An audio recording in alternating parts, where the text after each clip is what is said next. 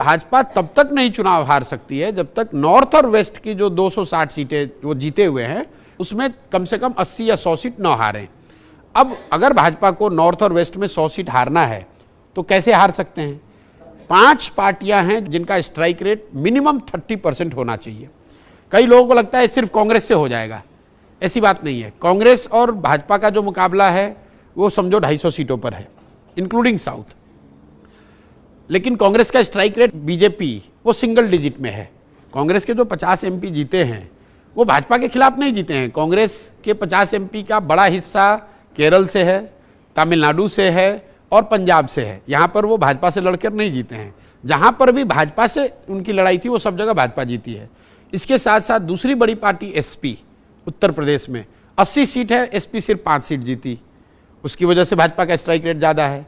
बगल का राज्य है बिहार, वहां पर आरजेडी को 0 सीट आया, भाजपा वाले 39 सीट उनका एनडीए गठबंधन जीता।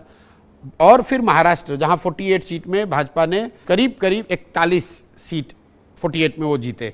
जब तक कांग्रेस, एसपी, आरजेडी और एनसीपी अलायंस जो है, NCP Shiv Sena alliance Congress alliance जो है, इनका स्ट्राइक रेट 30% से ज्यादा नहीं होता है, तब तक आप चाहे जैसे भी गुनागणित कर लो, भाजपा केंद्र में बहुमत से नीचे नहीं आएगी।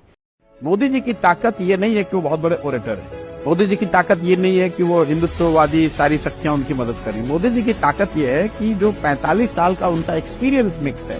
15 साल तक जब मोदी जी संघ के प्रचारक थे तो उन्होंने शायद फर्स्ट हैंड समाज को बहुत करीब से जाना, समझा, उसके साथ काम किया। फिर 15 साल वो बीजेपी में राजनीतिक कार्यकर्ता के तौर पे, पॉलिटिकल ऑर्गेनाइजर के तौर पर उन्होंने पॉलिटिकल पार्टीज को बनाने, चलाने, इलेक्शन लड़ने को समझा।